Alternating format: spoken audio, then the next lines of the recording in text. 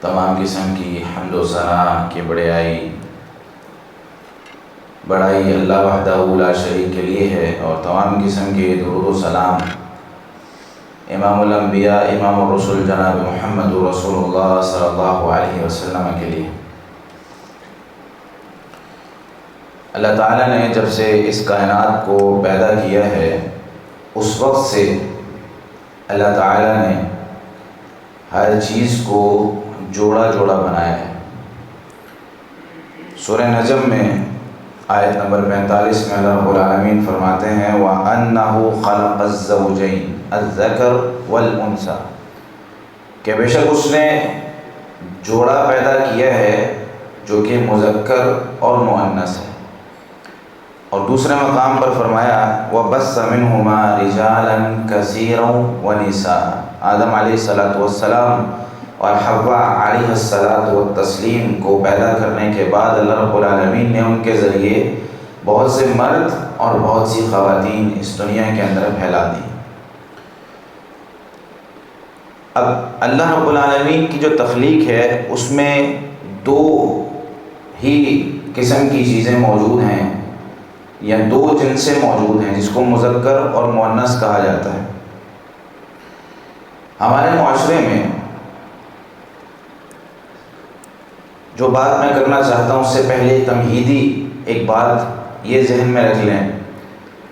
کہ جو مشکلات اور پریشانیاں اس دنیا کے اندر ہیں تو مومن کی زندگی ہمیشہ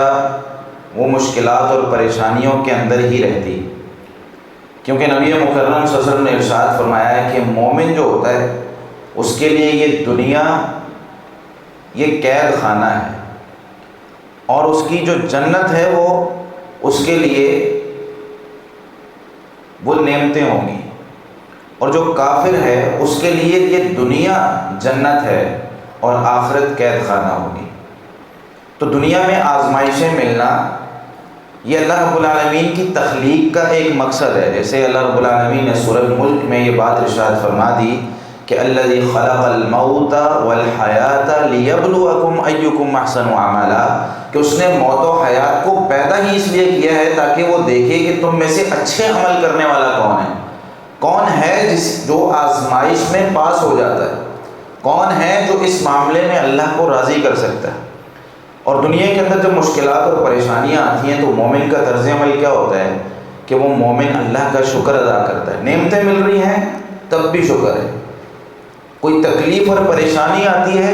تب صبر کرتا ہے، اور اللہ رب العالمین کو راضی کرنے کے لیے واویلا نہیں کرتا۔ حدیث میں آتا ہے نبی مکرم صلی اللہ علیہ وسلم نے ارشاد فرمایا، صحیح مسلم میں روایت ہے 2999 نمبر پر، سیدنا صہیب رضی اللہ تعالیٰ عنہ فرماتے ہیں رسول اللہ صلی اللہ علیہ وسلم نے ارشاد فرمایا عجبا لامر المؤمن، ایک مومن کا معاملہ بڑا ہی عجیب ہوتا ہے، بڑا عجیب ہے، ان امرہ کلہ خیر، اس کا سارا کام پوری کی پوری اس کی زندگی بہترین ہوتی ہے، ساری چیزیں اس کے لیے بہترین ہوتی ہیں، ولیس ذلک لأحد الا للمؤمن، اور یہ اس کی زندگی جو گزر رہی ہے ساری کی ساری باعث اجر ہے، تو یہ صرف ایک مومن کو ملتا ہے، ہر کسی کے لیے یہ انعام نہیں۔ اب مومن کرتا کیا ہے؟ نبی صلی اللہ علیہ وسلم نے ارشاد فرمایا ان اصابتہ سراء شکر فکان خیرا لہ، اگر اسے کوئی نعمت ملتی ہے تو شکر ادا کرتا ہے، اور شکر ادا کرنے سے نعمتیں بڑھتی بھی ہیں اور اللہ رب العالمین کی رضامندی بھی آتی ہے۔ وَإِنْ أَصَابَتْهُ ضَرَّاءُ صَبَرَ، اگر کوئی تکلیف آتی ہے پریشانی آتی ہے تو صبر کرتا ہے، اور یہ بھی اس کے لیے بہتر ہے۔ نعمتوں میں شکر اور تکلیفوں میں صبر یہ ایک مومن کی علامت ہوتی ہے اور اس کا طریقہ ہوتا ہے۔ اب اپنے موضوع کی طرف آتے ہیں کہ اللہ رب العالمین نے دو جنسوں کو پیدا کیا، اور ہمارے معاشرے میں بہت سے ایسے لوگ ہیں جن کی خلقت میں کمی آ جاتی ہے، پیدائش میں کمی آ جاتی ہے۔ اس کے کئی ایک مقاصد ہیں، جس طرح ابھی ایک مقصد میں نے ذکر کیا کہ اللہ تعالیٰ آزمانا چاہتے ہیں کہ میرا بندہ کتنا صبر کرتا ہے، کتنا وہ اللہ رب العالمین کو راضی کرنے کے لیے اپنی اس دنیا کی زندگی کو تکلیفوں کے ساتھ سہ لیتا ہے، صبر کر لیتا ہے۔ ایک عورت نبی صلی اللہ علیہ وسلم کے پاس آئی، آ کر کہنے لگی یا رسول اللہ سے دعا کر دیں، مرگی کے دورے پڑتے ہیں، اللہ تعالیٰ مجھے اس سے نجات عطا فرما دے۔ نبی مکرم صلی اللہ علیہ وسلم فرمانے لگے اگر تو چاہتی ہے کہ تیرے لیے میں دعا کر لوں اللہ تجھے شفا دے دے تو دے دے گا، لیکن ایک آپشن ہے تیرے پاس اگر استعمال کرنا چاہے۔ اگر تو اس بیماری کو لے کر صبر کر لے، اگر تو صبر کر لے تو تیرے لیے جنت کی ضمانت ہے۔ اس نے کہا ٹھیک ہے میں صبر کروں گی۔ مشکلات پریشانیاں آتی ہیں نا تو گناہ معاف ہوتے چلے جاتے ہیں۔ اللہ رب العالمین بخار کے ذریعے بھی کیا آتا ہے، نبی صلی اللہ علیہ وسلم نے ارشاد فرمایا بخار بھی انسان کے گناہوں کو معاف کروا رہا ہوتا ہے۔ بیماریاں، حتیٰ کہ ایک حدیث میں آتا ہے ایک مسلمان مومن کو کانٹا لگتا ہے، اس کے قدم میں ایک کانٹا چبھتا ہے، وہ بھی اس کے لیے باعث اجر ہوتا ہے اگر صبر کر لے۔ تو نبی مکرم صلی اللہ علیہ وسلم نے ارشاد فرمایا کہ بھئی صبر کر لے تجھے یہ اجر مل جائے گا۔ کہنے لگی میں صبر کروں گی، بس ایک دعا مزید کر دیجئے، وہ یہ کہ جب مجھے مرگی کا دورہ پڑے میں بے پردہ نہ ہو جاؤں، اللہ سے اتنی دعا کر دیں۔ تو نبی مکرم صلی اللہ علیہ وسلم نے پھر ان کے لیے دعا کر دی۔ تو دنیا کے اندر مشکلات اور پریشانیاں، تکلیفیں آنا، یہ اللہ رب العالمین کی طرف سے انسان کے درجات کو بلند کرنے کے لیے بھی ہوتا ہے کہ انسان پریشان ہو جائے کہ پتہ نہیں مجھ پر ہی مصیبتیں آ رہی ہیں، تو یہ دنیا کی 60-70 سالہ زندگی اگر گزر جاتی ہے تو اس کے گزرنے پر جو نتیجہ ہے جو کبھی نہ ختم ہونے والا ہے، اس نتیجے کو یاد کریں، اس نتیجے کو ذہن میں لے کر آئیں کہ جب ہم کہتے ہیں کہ یار کوئی بات نہیں، میٹرک کر رہے ہیں، FSC، اس کے بعد پڑھائی اپنی کر رہے ہیں، کتنا عرصہ یہ تھوڑی سی محنت مشقت کر لیں گے، آگے بیٹھ کے کھائیں گے۔ لیکن آج اگر پڑھائی کے دنوں میں محنت نہ کی اور عیاشی کر لی تو پھر آگے ساری زندگی مزدوری کرنی پڑے گی۔ یہ ایک سوچ ہوتی ہے جو ہمارے اسٹوڈنٹس اور ہمارے طلباء کو ذہن میں بٹھا کر ان سے محنت کروائی جاتی ہے۔ تو یہاں یہ 60-70 سالہ زندگی جو مسلمان کی ہے، کچھ بہت کم ہوتے ہیں جو اس سے بڑھتے ہیں، اس کے بعد کی زندگی کبھی نہ ختم ہونے والی ہے، اس کی تیاری کے لیے اپنے آپ کو تیار کریں۔ تو جب کسی مسلمان پر کوئی مشکل پریشانی آتی ہے، ایسے ہی کوئی بھی بیماری آ جائے، اب ہمارے معاشرے میں ایک بیماری اللہ رب العالمین کی طرف سے ہے، وہ یہ کہ آدمی یا کوئی بھی جب اللہ رب العالمین کسی کو پیدا کرتا ہے تو اس کی خلقت میں کبھی کوئی اعضاء جو ہیں وہ کم ہو جاتے ہیں، کبھی زیادہ ہو جاتے ہیں۔ کسی کے کانوں کا مسئلہ ہوتا ہے پیدائشی، کوئی بول نہیں سکتا پیدائشی، کوئی دیکھ نہیں سکتا، کوئی جو ہے وہ چل نہیں سکتا، بہت ساری خلقت میں کمیاں آ جاتی ہیں۔ ایسے ہی ایک کمی جو اللہ رب العالمین کی طرف سے آتی ہے وہ یہ ہے کہ انسان جب پیدا ہوتا ہے تو اس کے جو آلات ہیں وہ یا تو ہوتے نہیں ہیں یا دونوں مذکر و مؤنث کے ہوتے ہیں، جن کو ہمارے ہاں مخنث یا انٹرسیکس یا انگلش میں، اس کے علاوہ اور دوسری زبانوں میں اس کے جو ہے کئی ایک نام ہیں جن کو خسرہ بھی کہا جاتا ہے۔ یہ ایک ہمارے معاشرے میں ایسا موضوع ہے جس کو کبھی ڈسکس نہیں کیا جاتا اور مظلوم ترین طبقہ ہے ہمارے معاشرے کا، حالانکہ اللہ تعالیٰ نے مرد اور عورت دو ہی جن سے پیدا کیے ہیں نا۔ اب ہونا تو یہ چاہیے کہ اگر کسی شخص میں مذکر کی علامات زیادہ ہے، اور وہ ایک دو چیزیں ہوتی ہیں اس میں، ایک ہے ظاہری جسم، ظاہری جسم میں کسی مرد کا کسی عورت کے ساتھ مشابہت اختیار کرنا، بات کرنے میں نرمی اختیار کرنا، چلنے میں یا ہاتھوں کی حرکات میں خواتین کی طرح کرنا، یہ چیزیں ٹریننگ کے ساتھ ختم ہو جاتی ہیں۔ اگر کوئی پیدائشی کوئی مسئلہ ہے تو اس میں یا تو ان کو مذکر کے ساتھ ملایا جائے گا، تو جتنے بھی قانون مذکر کے لیے ہیں وہ سارے اس پہ لگیں گے، اس کا جنازہ بھی، اس کی وراثت بھی، اس کی باقی ساری چیزیں بھی مذکر کی طرح ہوں گی۔ اور اگر اس کے اندر مؤنث کی علامات زیادہ ہیں خلقت میں، پیدائش میں، تو اس کو مؤنث کے ساتھ ملا دیا جاتا ہے، خواتین کے ساتھ ملا دیا جاتا ہے، اور وہ ان کے سارے قانون پھر ان کے مطابق بنتے ہیں۔ ہاں کچھ چیزیں، مشکلات، پریشانیاں وہ یہ ہیں کہ ان میں سے ان کی جو ہے وہ شادی کے مسائل ہوتے ہیں، اس طرح بہت سے اور لوگ بھی ہوتے ہیں جو بیماریوں میں ساری زندگی کے لیے مبتلا ہیں۔ اب یہاں پر مسئلہ یہ ہے کہ دو قسمیں ان کی مزید ہوتی ہیں، ایک وہ جو پیدائشی طور پر مخنث ہوتے ہیں،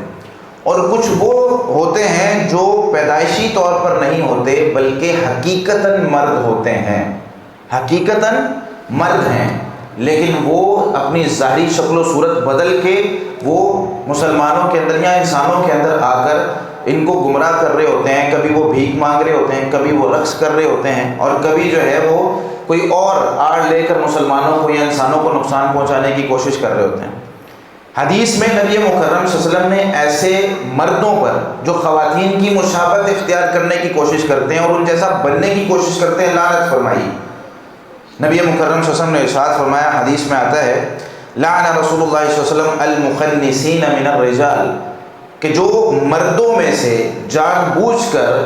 آرٹیفیشل چیزیں لگا کر میک اپ اپنے اوپر ڈال کر اور باقی ان کے سارے کپڑے اور دوپٹے ہر چیز استعمال کر کے خواتین جیسا بننے کی کوشش کرتے ہیں، نبی مکرم صلی اللہ علیہ وسلم نے فرمایا ہے، سیدنا عبداللہ بن عباس رضی اللہ عنہ فرماتے ہیں نبی صلی اللہ علیہ وسلم نے ان پر لعنت فرمائی۔ ایک حدیث میں آتا ہے نبی مکرم صلی اللہ علیہ وسلم نے یہ بات ارشاد فرمائی، المتشبہین من الرجال بالنساء والمتشبہات من النساء بالرجال، صحیح بخاری میں یہ حدیث موجود ہے 5885 نمبر پر، کہ لعن رسول اللہ صلی اللہ علیہ وسلم نے ان مردوں پر جو عورتوں کی مشابہت اختیار کرتے ہیں کسی بھی شکل میں، لعنت فرمائیے، اور ان عورتوں پر لعنت فرمائیے جو مردوں کی مشابہت اختیار کرنے کی کوشش کرتے ہیں۔ مرد ہیں، خواتین کی عادت ہے ہاتھوں پر مہندی لگانا، اسلام نے اس کی اجازت دی ہے اور بلکہ مستحب قرار دیا۔ ایک دفعہ نبی مکرم صلی اللہ علیہ وسلم ایک جگہ گزر رہے تھے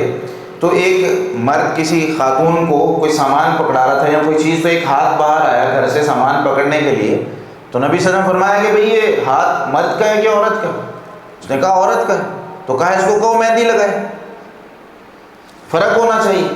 کہ اس سے ایک فرق محسوس ہو جائے، حکمت نہیں ہے لیکن ایک مشورہ تھا، آپ صلی اللہ علیہ وسلم نے ترغیباً ایک بات کہی، تو عورتوں کے لیے جائز ہے، مردوں کے لیے جائز نہیں۔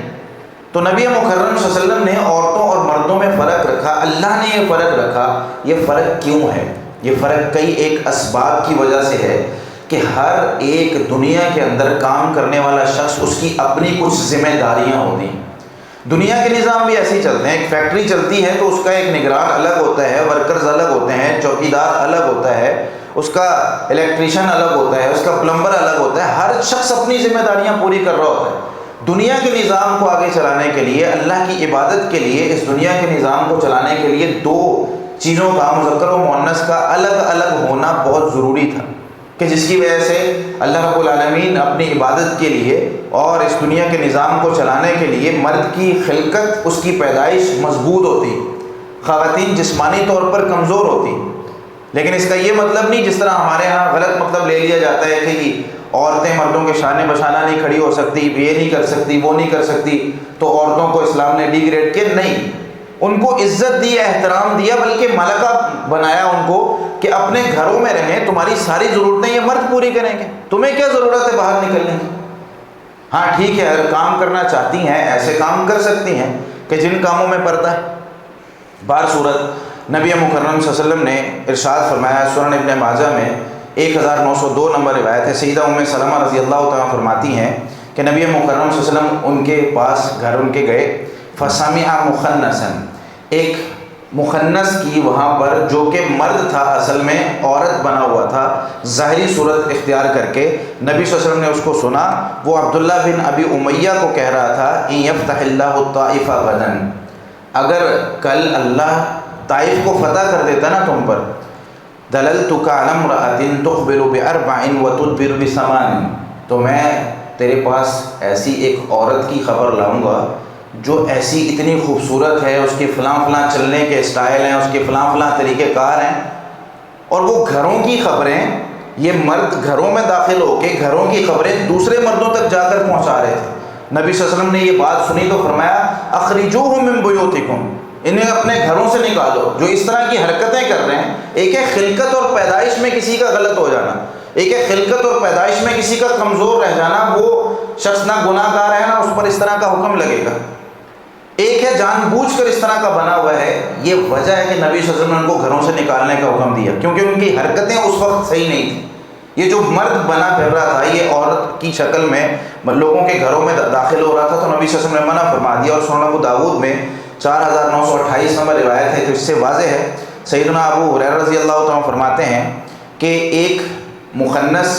جو مرد تھا، عورت بنا ہوا تھا، وہ آیا تو اس کے ہاتھوں پر اور پاؤں پر مہندی لگی ہوئی تھی، تو نبی صلی اللہ علیہ وسلم نے ارشاد فرمایا، ما بالو ھذا، بھائی اس کو کیا ہو گیا، یہ مہندی کیوں لگا کے گھوم رہا ہے؟ تو فقیل یا رسول اللہ یتشبہ بالنساء، یہ آدمی عورتوں سے مشابہت اختیار کرنے کی کوشش کرتا ہے. تو آپ صلی اللہ علیہ وسلم نے کیا فرمایا؟ فَأَمَرَ بِهِ فَنُفِيَ إِلَى النَّقِيِّ، اس کے بارے میں حکم ہوا کہ اس کو نقی، یہاں سے مدینہ سے 2 راتوں کی مسافت پر ایک علاقہ ہے، وہاں تک اس کو چھوڑ کے آؤ، مدینہ کے آس پاس بھی یہ نظر نہیں آنا چاہیے. ان کی حرکتیں کیا ہیں، کس طریقے سے جو ہے وہ مسلمانوں کے گھروں کے اندر جاتے ہیں خواتین بن کے اور یہ غلط کام کرتے ہیں. تو اس کو جو ہے وہ وہاں نکالنے کے لیے آپ صلی اللہ علیہ وسلم نے جو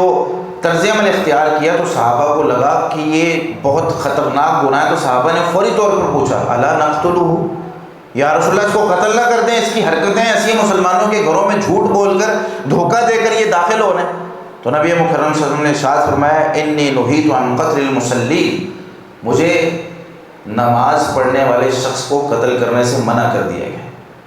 جو نماز پڑھتا ہے، مسلمانوں کے علاقے میں رہتا ہے، مسلمانوں جیسا طرز عمل اختیار کرتا ہے، ہاں اس کا کوئی گناہ ہے، اس گناہ کی سزا اسے مل جانی چاہیے، لیکن قتل تک لے جانے کے لیے مسلمان کو ہم نہیں مار سکتے، نماز پڑھنے والے کو ہم نہیں مار سکتے، ہمارے پاس یہ اختیار موجود نہیں. تو اللہ رب العالمین کی طرف سے واضح طور پر احکامات موجود ہیں کہ اللہ نے 2 جنسوں کو پیدا کیا، مذکر اور مؤنث. تیسری جنس اگر ہمارے معاشرے میں کوئی شخص اگر خلقت اور پیدائش کے ساتھ وہ ایسا ہے تو اس کی علامات کو دیکھا جائے گا، اس کو مذکر کے ساتھ اگر اس کی علامات ملتی ہیں تو وہ مذکر ہے، اور مؤنث کے ساتھ اس کی علامات ملتی ہیں تو وہ مؤنث ہے، اس کے سارے احکامات ویسے ہوں گے. اب تک ہمارے معاشرے میں یہ طبقہ مظلوم ترین طبقہ تھا، ان سے بھیک منگوائی جاتی ہے، ان سے رقص کروائے جاتے ہیں، ان کے اسکول کالجز یونیورسٹیز نہیں ہیں، ان کے حتیٰ کہ اس طرح کے طرز عمل کی وجہ سے گھر والے ان کو چھوڑ دیتے ہیں، ان کا شناختی کارڈ، ان کا پاسپورٹ، ان کا ڈرائیونگ لائسنس اب تک نہیں بنتا تھا. اور اسی طریقے سے جسم فروشی اور اس طریقے سے بہت سے اس طرح کے معاملات ان سے کروائے جاتے تھے، اور یہ لوگ کرنے پر مجبور بھی ہوتے تھے کہ اس طرح کے معاملات، حالانکہ اسلام نے اس کا کہیں حکم نہیں دیا، بلکہ اسلام نے تو ان کے حقوق کی بات کی. ہاں کوئی غلط کر رہا ہے تو اس کو سمجھانا، اسلام نے اس کا حکم دیا. 2018 میں مارچ یا مئی کے مہینے میں ایک ایکٹ پاس ہوتا ہے، جس ایکٹ کو ٹرانسجینڈر ایکٹ کے نام سے ان لوگوں کے حقوق کے لیے پاس کروایا جاتا ہے. بہت اچھی بات ہے کہ اس ایکٹ کو پاس کروانا اور ان کے حقوق کو سرکاری طور پر جہاں جہاں یہ کام کرنا چاہتے ہیں، جہاں یہ رہنا چاہتے ہیں، جہاں یہ جو جنس ان کی ہے ان کو وہ آئیڈینٹی ملنی چاہیے. لیکن ہوا کیا کہ اس ایکٹ کے تناظر میں مسلمانوں کو، خاص طور پہ پاکستان میں، یہ ایکٹ انڈیا میں بھی ہے، یہ ایکٹ برطانیہ میں بھی ہے اور کئی دوسرے ممالک میں بھی ہے. اچھا، اس ایکٹ میں 2 چیزیں مزید ایڈ کی گئی. ایک چیز یہ کہ ٹھیک ہے، ایک ظاہری طور پر مخنث جسے خسرا کہا جاتا ہے یا انٹرسیکس کے نام سے جانا جاتا ہے، یہ نام ہمارے ہاں بدنام ہے، اس لیے لیتے ہوئے بھی ڈر لگتا ہے. ان ناموں کو اتنا بدنام کر دیا گیا ہے کہ وہ شخص بھی خود بھی پریشان ہوتا ہے کہ میں کیا چیز ہوں، حالانکہ ہونا نہیں چاہیے. ایک شخص اگر کانا ہے، اس کی آنکھیں کام نہیں کر رہی یا کان کام نہیں کر رہے یا گونگا ہے، تو ان لفظوں کو تو ہم نے اتنا، حالانکہ اس کو بھی لوگ تحقیر کی نظر سے دیکھتے ہیں. ایک پیدائشی طور پر ایک شخص چل نہیں سکتا، ہمارا اس کے ساتھ رویہ اچھا نہیں ہوتا. ایک شخص ہے جس کے چہرے کی جو شکل و صورت ہے وہ بہت خوبصورت نہیں ہے، تو ہمارا اس کے ساتھ رویہ اچھا نہیں ہوتا. یہ ایک مسلمان کا طریقہ کار نہیں ہونا چاہیے. اللہ رب العالمین نے کسی کو پیدا کیا، ٹھیک ہے، ظاہری طور پر اس میں بہت سی رکاوٹیں ہو سکتی ہیں، مشکلات ہو سکتی ہیں. ہمیں کیا حکم ہے کہ ہم برابری کے ساتھ اس کو لے کر چلیں، اس کو حقوق دیں. یہ ہمارا طور طریقہ اور رویہ نہیں ہونا چاہیے مسلمانوں کا. تو یہ جو لوگ تھے ان کو ان کے حقوق دلوانے کے لیے ایک ایکٹ پاس کروایا گیا، جس میں پہلی شکل میں 3 تعریفیں اس میں ایڈ کی گئی. پہلی شکل میں ان لوگوں کے حقوق کی بات کی گئی. دوسری شکل میں وہ لوگ ایڈ کیے گئے جو کسی ایکسیڈنٹ کی وجہ سے اپنی جو طاقت ہے، جسمانی طاقت یا جو ہے وہ شادی کرنے کی قوت جو ہے اس کو ختم کر بیٹھتے ہیں، یعنی ایکسیڈنٹ ہوا تو حادثاتی طور پر ان کی جو ہے یہ قوت ختم ہو گئی. یہ دوسری قسم کے لوگ ہیں. تیسری قسم کے وہ لوگ ہیں جنہیں یہ محسوس ہوتا ہے کہیں نہ کہیں جا کے 20-25 سال کی عمر میں کہیں ان کو محسوس ہوتا ہے کہ وہ مذکر ہیں یا مؤنث ہیں. اب یہ ایکٹ کیا پاس کیا گیا کہ بھائی آپ نادرا جائیں، یا کسی بھی سرکاری وہاں پہ آپ کے پاس صرف ایک حلف نامہ ہونا چاہیے. آپ قسم اٹھا کر یہ بات کہہ دیں کہ جی میں پہلے میرا نام غلطی سے یہ فلاں جو ہے نا میں مرد تھا تو میرا نام مردوں کی لسٹ میں آ گیا ہے، حالانکہ مجھے محسوس ہوتا ہے کہ میں عورت ہوں، تو میرا شناختی کارڈ عورت کے نام سے بنایا جائے. تو نادرہ اس بات کی پابند ہے کہ وہ عورت کے نام سے اس کا شناختی کارڈ بنائے. اور اگر کوئی عورت ہے وہ یہ کہے کہ مجھے احساس ہوتا ہے کہ میں مرد ہوں، تو اس کے نادرہ پابند ہے کہ اس کا شناختی کارڈ مرد کے نام کا بنایا جائے. یہ ایکٹ پاس ہو گیا 2018 میں، کسی کو کانوں کان کوئی خبر نہیں. کچھ لوگوں نے اس پر آواز بھی اٹھائی، اس وقت معاملات چلتے رہے. اچھا اب ہوا یوں ہے کہ اس وقت سے لے کر اب تک اس ایکٹ کو، ٹھیک ہے پہلی جو قسم ہے نا اس کے ساتھ ہم ہیں، جو بھی قانون پاس ہوتا ہے نا ہم اس کو شرعی تناظر میں دیکھیں گے، اللہ رب العالمین کے قانون کو دیکھتے ہوئے کہ اللہ نے جو چیز پیدا کی ہے، خاص طور پہ یہ ملک پاکستان جس کو اسلام کے نام پر حاصل کیا گیا ہے، اسلامی اصولوں کو تو دیکھنا چاہیے. اب پہلی جو شک ہے وہ درست ہے. دوسری جو شک ہے جس میں ایک مرد ہے حادثاتی طور پر اس کے ساتھ جو ہے وہ شادی کی طاقت نہیں رکھتا، اب وہ کیسے مؤنث بن سکتا ہے، وہ کیسے عورت بن سکتا ہے؟ بھئی ہر چیز اس کی مذکر ہے. یعنی ہم اس کو یہ بات کہہ کر، اور تیسری جو شک ہے وہ بھی اسی کے ساتھ شامل کر لیں کہ ایک عورت ہے جو کہتی ہے جی، یا ایک مرد ہے جو کہتا ہے کہ مجھے عورت کی فیلنگز آتی ہیں، تو وہ عورت بن گیا، شناختی کارڈ اس کے پاس عورتوں والا ہے، ظاہری شکل و صورت کچھ بھی ہے، قانونی طور پہ اسے کوئی روک نہیں سکتا. اب یہ مرد اپنا شناختی کارڈ اٹھاتا ہے، اپنی جیب میں ڈالتا ہے، خواتین کے ہاسٹل میں جا کے داخلہ لے سکتا ہے، خواتین کے جو الگ سے پلیسز ہیں جتنے بھی، وہاں پر یہ داخل ہو سکتا ہے کیونکہ یہ قانونی طور پر عورت ہے. کہاں گئی ہماری خواتین کی سیفٹی؟ کہاں گئی ہماری جو خواتین ہیں ان کی عزت اور احترام؟ یہ کہیں بھی جا کر خواتین کے علاقے میں، خواتین جہاں پر علیحدہ رہتی ہیں وہاں پر یہ رہ سکتا ہے کیونکہ قانونی طور پر یہ عورت ہے، کوئی اس کو روک ہی نہیں سکتا. بھائی ظاہری طور پر تم جو بھی ہو. انڈیا میں یہ قانون پاس ہوا، برطانیہ میں یہ قانون پاس ہوا، ان کے قانون میں اتنی رعایت نہیں تھی. ان کے قانون میں کیا تھا، ایک میڈیکل بورڈ بیٹھے گا جو فیصلہ کرے گا ہاں بھئی اس کو کس کے ساتھ ملانا ہے، اور وہاں پر جو معاملات ہیں وہ اگر پاکستان میں ہو جائیں اور اگر یہاں ہم کرنے لگ جائیں تو اللہ کے عذاب جو اس وقت آیا ہوا ہے، ابھی میں آپ کو آیات وہ سناتا ہوں کہ یہ جو گناہ کی طرف ہم جا رہے ہیں اور یہ معاملے کی طرف جا رہے ہیں، یہ کتنا بڑا گناہ ہے اور اس پر کس طریقے سے اللہ نے عذاب نازل کیا اور ہو رہا ہے، اور پہلی امتوں پر بھی اس گناہ کی وجہ سے عذاب نازل ہوا. انڈیا میں اور برطانیہ میں جو یہ ایکٹ پاس ہوا اس میں کیا ہے کہ میڈیکل بورڈ بیٹھے گا، وہ سارے کے سارے لوگ فیصلہ کریں گے ہاں بھائی اس میں یہ علامات موجود ہیں، پھر اس کو ملایا جائے گا. پاکستان میں میڈیکل بورڈ کی شرط ہی نہیں رکھی گئی، خود ہی بندہ اٹھے، خود ہی جا کر بات کرے، ان کو کہے ایک حلف نامہ چاہیے بس، اور جا کر کہہ دے جی میں خاتون ہوں مجھے خاتون کے ساتھ ملا دیں، تو ملا دیا جاتا ہے. اب یہ جو معاملات ہیں ان سب کو سامنے رکھتے ہوئے یہ جو اصول، ایک قاعدہ اور ضابطہ بنایا گیا، ایک ایکٹ پاس کروایا گیا. اب ذرا دیکھتے ہیں کہ ٹھیک ہے ایک خاص قوم کے لیے اور خاص قسم کے لوگوں کے لیے اس کو پاس کروایا گیا. اب تک 4 سال ہو چکے ہیں، 4 سال ہونے کو ہیں، کتنے لوگوں نے اس سے فائدہ اٹھایا ہے؟ کتنے لوگ ایسے ہیں جو جن کو ہم مخنث کہتے ہیں، ان لوگوں نے اس سے فائدہ اٹھایا ہے؟ تو ٹوٹل 20 لوگ ہیں یا صرف 30 لوگ ہیں. 30 درخواستیں موصول ہوئی ہیں اب تک جو یہ کہتے ہیں کہ جی ہم مذکر یعنی مردوں کے ساتھ شامل ہونا چاہتے ہیں، ہماری علامات وہ ہیں جو اصل میں خنثی ہیں، جو اصل میں انٹرسیکس ہیں. اس کے علاوہ 31,000 درخواستیں پاکستان میں، نادرہ کی جو رپورٹ ہے اس کے مطابق 31,000 درخواستیں ایسے مرد و خواتین کی ان تک موصول ہوئی ہیں، اور انہوں نے ان کو شناختی کارڈ دیے ہیں کہ جو مذکر ہیں لیکن مؤنث بننا چاہتے ہیں. ظاہری طور پر ان میں کوئی اس طرح کی کمی نہیں، مرد ہیں وہ، لیکن وہ کہتے ہیں جی میں یہ پسند کرتا ہوں کہ میں عورت بنوں، میں یہ پسند کرتا ہوں کہ میں مرد بنوں. تو ان کو یہ چیز اور قانون ان پر نافذ کیا جا رہا ہے، ان کو دیا جا رہا ہے. بھائی آزادی چاہیے مسلمان کو اللہ نے. اچھا اس میں نا ایک چیز اور یاد رکھیں، ایک ہے آزادی اور آزادی کے نام کے ساتھ ہم نے ایک غلط جو کھلواڑ کیا ہوا ہے وہ ایک بہت علیحدہ چیز ہے، اور اس کے ساتھ ساتھ ایک مولوی کو اور دین کی بات کرنے والے کو متشدد کہا جاتا ہے، لوگوں کی آنکھیں بند۔ ہمارے حقوق ہیں بھائی، اللہ نے ہمیں پیدا کیا، ہم جو چاہے مرضی کریں بھائی۔ جب اللہ نے آپ کو پیدا کیا ہے اور آپ کچھ بھی بننا چاہتے ہیں تو وہاں جائیں جہاں پر آپ کچھ بھی بن سکتے ہیں۔ اسلامی معاشرے کے اندر اللہ کے قانون میں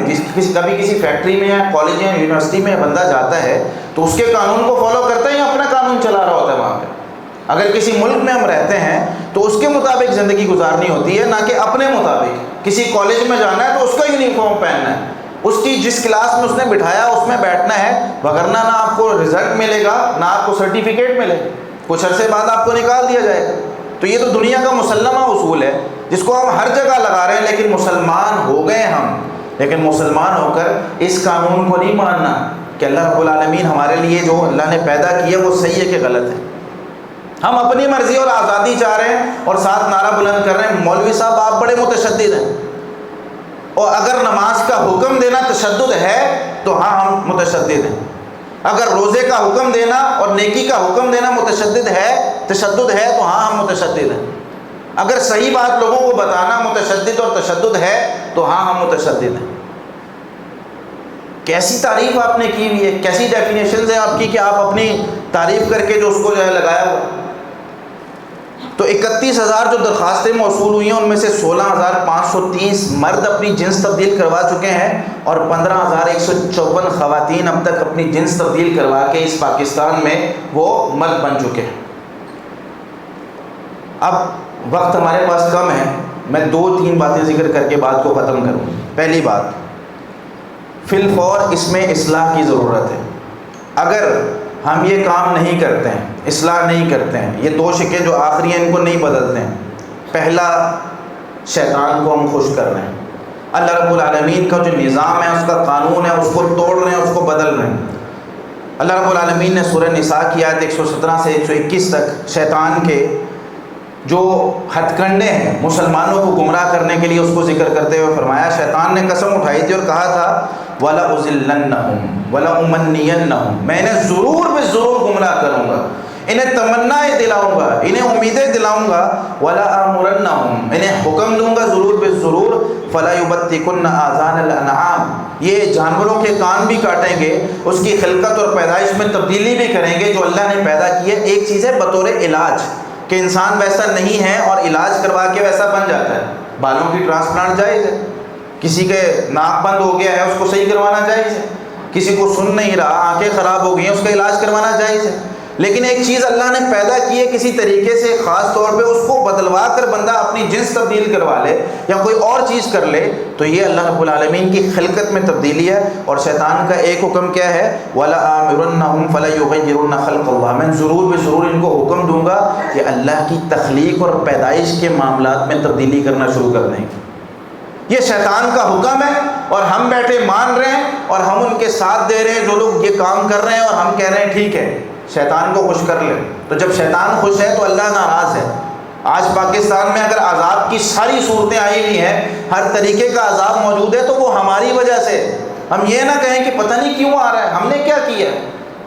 سارے غلط کام تو ہم کر رہے ہیں۔ دوسری جگہ اللہ رب العالمین نے فرمایا اچھا یہ جب کام کرتے ہیں نا اس سے نقصان کیا ہوتا ہے؟ ایک نقصان اس کا یہ ہے کہ جب ایک عورت ہے وہ مرد بن گئی، کاغذی قانون میں وہ مرد ہے، اور دوسری طرف ایک اصلی عورت ہے، اب قانونی طور پر ایک عورت اور جو پہلے عورت تھی اب مرد بن چکی ہے، وہ آپس میں نکاح کر سکتے ہیں۔ ایک مرد ہے دوسرے مرد کے ساتھ آپس میں نکاح کر سکتے ہیں جو کہ اب قانونی طور پر عورت بن چکی ہے یا چکا ہے، ٹھیک ہے۔ اس سے ہم جنس پرستی، اس سے وہ جو دوسرے ملکوں میں مغربی ممالک میں جو ایک ہم جنس پرستی کا ایک تصور ہے جو قوم لوط اپنایا کرتی تھی اور ان پر عذاب آئے تھے، اور عذاب کی قسمیں کیا تھی؟ اللہ رب العالمین فرماتے ہیں کہ لوط علیہ السلام کے پاس ہمارے فرشتے آئے، اور فرشتوں نے جب عذاب کا اعلان کیا تو اس وقت لوط علیہ السلام پریشان ہو گئے۔ اب جب فرشتے آئے انسانی شکل میں تو وہ فرشتے خوبصورت تھے، اس کی قوم لوط علیہ السلام کی قوم جو ہے وجاءہ قومہ یحرعون الیہ،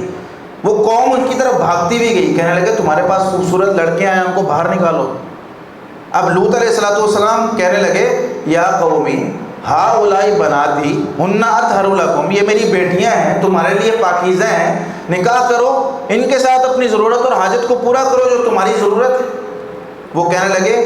فاتقوا اللہ، اللہ سے ڈر جاؤ، ولا تخزونی فی ضیفی، میرے مہمانوں کے سامنے مجھے رسوا تو نہ کرو۔ تو انہوں نے کیا کہا، لقد علمت ما لنا فی بناتک من حق، آپ کو پتہ ہے آپ کی بیٹیوں میں ہمیں کوئی ضرورت نہیں، وَإِنَّكَ لَتَعْلَمُ مَا نُرِيدُ، آپ کو پتہ ہے کہ ہم کیا چاہتے ہیں، ہمیں یہ لڑکے چاہیے، لڑکیوں میں ہمارا کوئی انٹرسٹ نہیں۔ اللہ رب العالمین نے کیا فرمایا، اللہ رب العالمین نے فرمایا، فرشتوں کو حکم دیا لوط علیہ السلام کو کہیں فَأَسْرِ بِأَهْلِكَ بِقِطْعٍ مِّنَ اللَّيْلِ، رات کو اپنے گھر والوں کو لے کر نکل جائیں، وَلَا يَلْتَفِتْ مِنْكُمْ أَحَدٌ إِلَّا امْرَأَتَكَ، آپ میں سے پیچھے کوئی نہیں رہے گا سوائے آپ کی بیوی کے، کیونکہ وہ آپ کے گھر والے نہیں ہیں، آپ کی گھر والی نہیں ہے، وہ اس کے کام سارے وہ ملی ہوئی ہیں ان کے ساتھ، اور ساری پلاننگز گھر کی ساری باتیں باہر کرتی ہے، وہ آپ کی گھر والی نہیں۔ تو فرمایا ان موعدہم الصبح، آج صبح ان پر عذاب آ جائے گا، الیس الصبح بقریب، کیا صبح قریب نہیں؟ پھر کیا ہوا، اللہ رب العالمین فرماتے ہیں فجاء امرنا فجعلنا عالیہا سافلہا، ہمارا حکم آ گیا، ہمارا عذاب آ گیا، بستی کو ہم نے اٹھایا، بستی کو اٹھا کر ہم اوپر لے کر گئے، اس کو الٹا کیا اور زمین پر پٹک دیا ہم نے، وہ پوری کی پوری بستی جہاں پر یہ غلط عمل ہوتا تھا، جہاں پر ہم جن پرستی کے معاملات ہوتے تھے، ہم نے اس پوری بستی کو اٹھا کر زمین پہ پٹکا، اور کیا کیا، وَأَمْطَرْنَا عَلَيْهَا حِجَارَةً مِّن سِجِّيلٍ مَنْضُودٍ، پھر ان پر روڑے کنکر ایسے نوکدار پتھر برسائے کہ جس کی وجہ سے وہ وہیں نیست و نابود ہو گئے، اگر کوئی بچا بھی تھا تو ان پتھروں کے نیچے دب کر نوکدار پتھروں کے ساتھ اس کی زندگی ختم ہو گئی۔ یہ پتھر کیسے تھے، مُصَوَّمَةً عِندَ رَبِّكَ، رب کے پاس سے ان سب پتھروں پر نشان لگے ہوئے تھے، وَمَا هِيَ مِنَ الظَّالِمِينَ بِبَعِيدٍ، ظالموں سے عذاب دور نہیں تھا۔ دوسری جگہ فرمایا لوط علیہ السلام کو کہا کہ اپنی قوم سے کہیں اتاتون الفاحشہ، کیا تم ایسی ایک فحاشی اور عریانی کے کام کرتے ہو جو تم سے پہلے کبھی کسی قوم نے نہیں کیے، ما سبقکم بہا من احد من العالمین، کوئی قوم ایسا نہیں کرتی تھی جو تم کر رہے ہو۔ تو اللہ رب العالمین نے پھر کیا فرمایا کہ لوط آپ اپنی قوم کو نکلیں، اور وَأَمْطَرْنَا عَلَيْهِمْ مَطَرًا، پھر ہم نے ان پر مسلسل بارش برسائی، ایک جگہ پتھروں کی بارش، ایک جگہ ہے صرف بارش برسائی۔ آج ہم پر بارشوں کے عذاب نہیں آ رہے، آج ہم پر پانیوں کے عذاب نہیں آ رہے، ہم ابھی تک خاموش بیٹھے ہوئے ہیں کہ ٹھیک ہے سب کچھ جائز ہے، بھئی آپ کا قانون آپ جانو، میں مسلمان ہوں میں بچ جاؤں گا۔ اگر مسلمان اس کے ساتھ کوئی گناہ کر رہا ہے اور وہ نیکی کا حکم نہیں دیتا ہے، یہ بھی ساتھ ہلاک ہوگا، یہ بھی ساتھ اس عذاب میں مبتلا ہوگا۔ کیا آتا ہے حدیث میں، نبی مکرم صلی اللہ علیہ وسلم نے ارشاد فرمایا، صحیح بخاری میں 3346 نمبر روایت ہے، زینب بنت جحش فرماتی ہیں داخل علیہ فاضحا، رسول اللہ صلی اللہ علیہ وسلم ایک دن بڑے پریشان ہیں،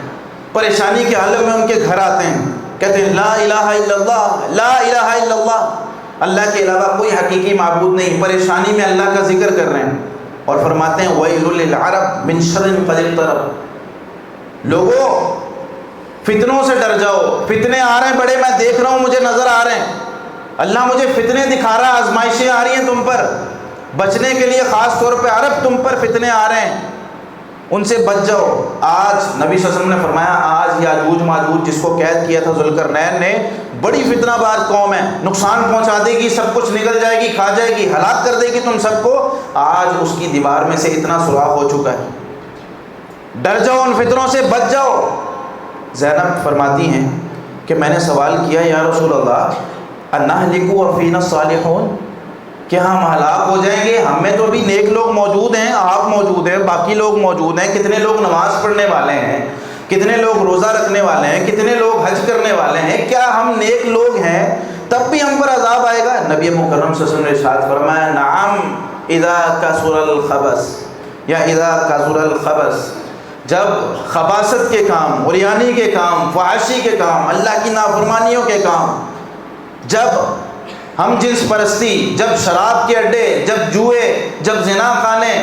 جب رشوت، جب ایک دوسرے کی زمینوں پر قبضہ کرنا، جب مسلمانوں کو قتل کرنا، جب ناپ تول میں کمی کرنا، کون سا ایسا گناہ ہے جو آج پاکستان کے اندر ہم نہیں کر رہے؟ اللہ کی نافرمانی والا کون سا ایسا کام ہے جو ہم نہیں کر رہے ہیں، ہماری عوام نہیں کر رہی؟ ہر کام ہر جگہ دیکھیں دھوکہ، جھوٹ، فریب. بھائی اس کے بغیر مولوی صاحب چارہ نہیں ہے. آپ کون سے دور کی باتیں کر رہے ہیں؟ وہ بھی انسان تھے جو کرتے تھے، وہ بھی انسان تھے جو ایک دوسرے کو مارتے تھے. ایک چھوٹی چھوٹی بات پر صدیوں لڑائیاں چلتی تھیں، ان سب نے چھوڑا. اور اسی دنیا کے اندر اللہ نے بطور ایگزامپل مسلمانوں کو پیش کیا کہ یہ نبی ہیں، یہ ان کے صحابہ ہیں، یہ تابعین ہیں، یہ تبع تابعین ہیں، یہ ائمہ ہیں، یہ زندگی گزار کے جا رہے ہیں. ان کے نقشے قدم پر زندگی گزار لو. ایسے زندگی گزار سکتے ہو تم.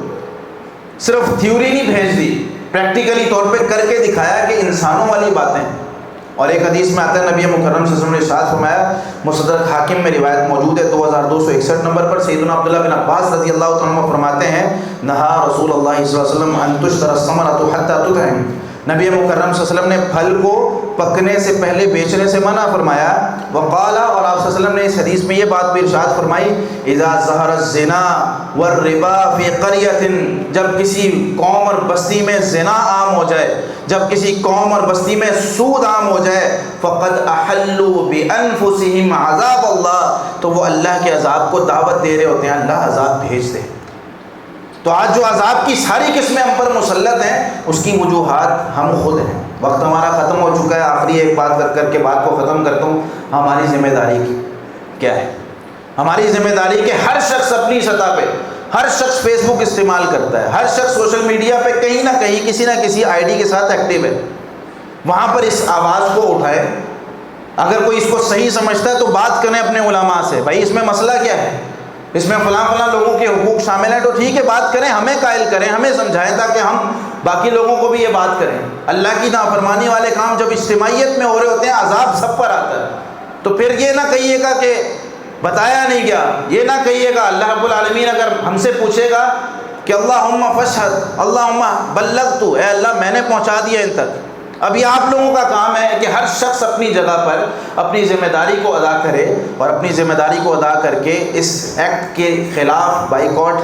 کرے، اعلان کرے اور لوگوں کو سمجھائے ہر جگہ پر. اور یہ ابھی وقت ہے، بعد میں دیر ہو گئی، پکا ہو گیا کام. تو میرے بھائی یہ ابھی جو دوبارہ یہ اس پر باتیں چل رہی ہیں اور اٹھا ہے، تو سارے اگر مل کر یہ بات اور اللہ رب العالمین کی اس نافرمانی کو روکنے کی کوشش کریں گے تو روکے گی، وگرنہ کیا ہے کہ نقصان ہم سب بھگتیں گے. اللہ رب العالمین ہمیں صحیح معنوں میں دین کو سمجھ کر عمل کرنے کی توفیق عطا فرمائے، اور جو صحیح اسلام ہے اس کو فالو کرنے اور اس کو اپنی زندگیوں میں لاگو کرنے، اور اپنے معاشرے کو، اپنے اہل و عیال کو، اپنے تمام قسم کے امور کو اسی کے مطابق چلانے کی توفیق عطا فرمائے. جزاکم اللہ خیر.